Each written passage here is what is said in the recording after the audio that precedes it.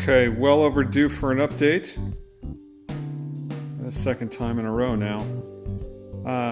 Boy, I don't really have a good excuse for it. Just things have shifted in life, and I've found less time to film and edit and those kinds of things. So, yeah, I'm bad. Haven't gotten out of the hobby or anything like that. Although, boy, there's frustration here. So let me walk through what's going on in the tank. Everything's happy fish-wise. In fact, everybody's got some pellets just now. Sorry for the reflections. It's daytime. Got a new clip of weed up here. We're pretty pleased about that. We love our weed. Tags are doing well. So yeah, haven't had any deaths since, I guess it was the end of June when the powder brown went just unexpectedly. But you know, everything else fish-wise is doing well. Had a molt out of Sally there, a month or so back. I thought for sure it was dead, but it's not. It's just getting bigger. So let's walk through corals and what's going on coral-wise. So I brought up, I think last time I had mentioned that I was going to bring up this pulsing zinnia-like flower. It's not pulsing, or flower-like coral. This has been in the basement, just barely hanging on for about a year, and it seems to be thriving here. So that's probably my best news here. My second best news is the mushrooms continue to do well. These green mushrooms are super. I actually had to split the bottom two here, was one before. Now there's one sort of, you can kind of see in the middle that's turned white. It's because it gets shaded out and never gets anything. I assume it's going to die off, but that is how it is. But that's about it for good things. Well, I'll sort of work my way across. So my hammer coral here, you can see the dead heads that are down here. It's been struggling. Same with some of my others on the other side of the tank. I think I had pronounced before that plating Monty is dead. The leather is doing well, and I'll show you the one downstairs. So the other two plates are dead there. These two Duncans, the upper one is totally gone. This lower one is nearly totally gone. Sort of a question for comments later. Do I pull them off from where they are, where they're doing poorly like this, and relocate them? And again, I'll show you downstairs. Things seem to be doing okay down there. I don't think I can kill those yellow pallies. Duncans in back here seem to be doing okay at first glance, but if you get in close and look, there's some heads underneath that sort of have died off. Maybe they've died off just because they were getting shaded and didn't get anything.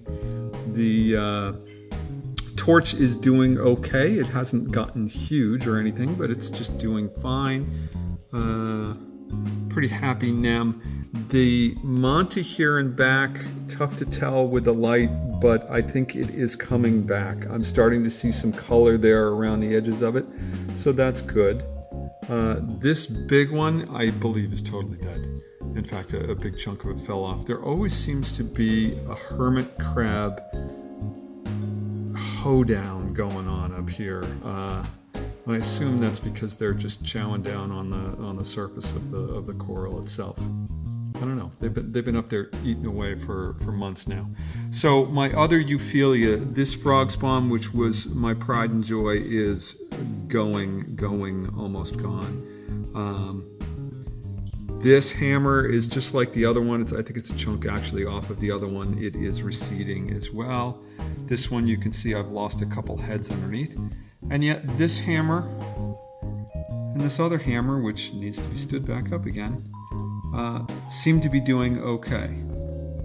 All right, what do I do? I don't know. Bubble's doing well. That pally does fine as long as it's not getting buried. There was a Monty thing there that's totally dead. Mushrooms are still alive. I don't know. So that's kind of what's going on coral-wise. I've got death in here. In terms of what's going on with it, I'll talk about that in the basement. Okay, in the basement. Not much has changed down here. I don't even want to talk about what's going on over there. Look at the piles of boxes and stuff. Yeah, I've been buying stuff, but I haven't really been very good at installing stuff. So I did finish the QT over there with the fish that I picked up to help with algae here in the frag tank. And to be honest, I don't know if he's doing anything. There he is.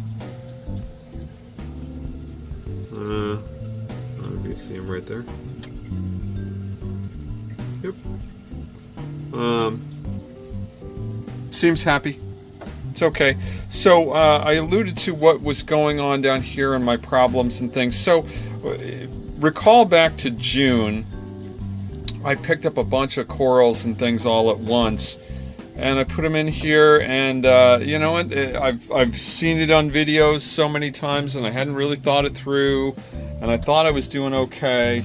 But I think what happened in terms of all of the Montes and stuff upstairs that had died out, I think I shocked the system. I didn't have enough alkalinity and calcium in the system to keep things going.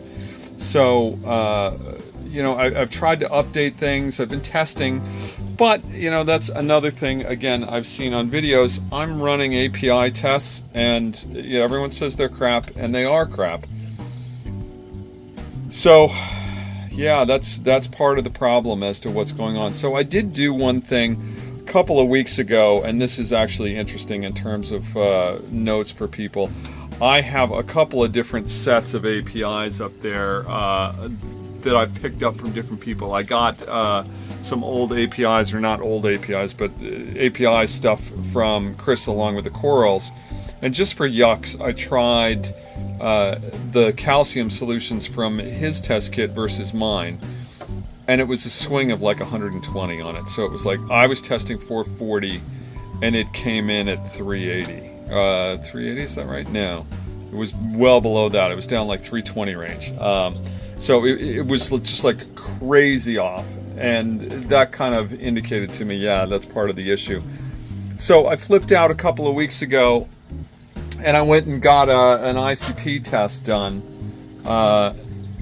And surprise, surprise, as I was upgrading or trying to bump up the calcium in the system, my ICP came back at 510 for my calcium, and yet my API was still testing at 380.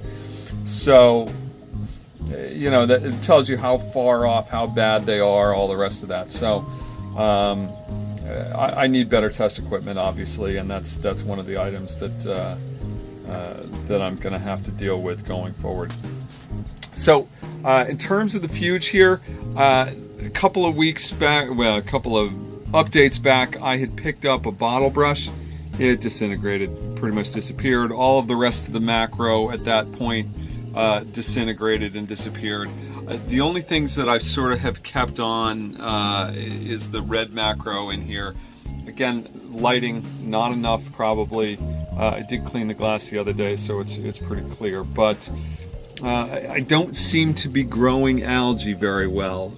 But I do, you know, I think I'm buffering the water there. I did go ahead and add an emerald crab or two in here. These guys have gotten really big, so they're eating and they're happy and they're eating away. I got a sea cucumber, I want to say. I think that's the right term. And I think it actually reproduced. I saw something that looked like a little version of it yesterday in here. It's pretty rare. I'll go for weeks and not see it, and then all of a sudden I just pop up and there it is, sitting there along the edge. So anyway, so I guess I could tell you I'm struggling with water parameters, but I don't think it's water parameters, right? So all of the Euphilia that's upstairs that looks like it's sickly and not doing well, kind of looking like these guys, and yet those guys are just thriving right now here. So is it lighting? Is it water param? Is it flow? Is it, it's all of those questions again, right?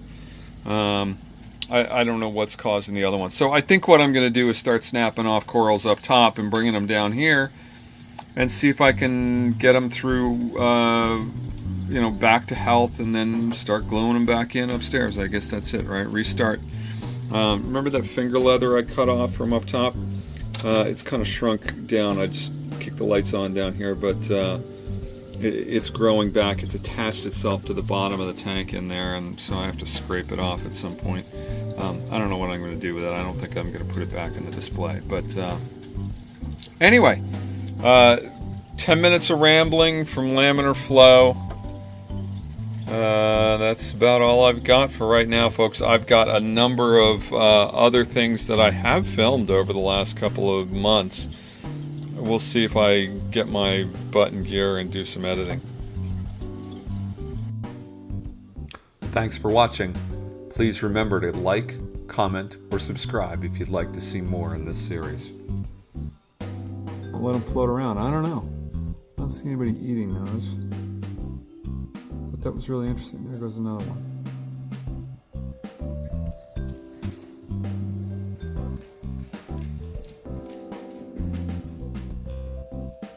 Hey. I think my sea urchin's pooping.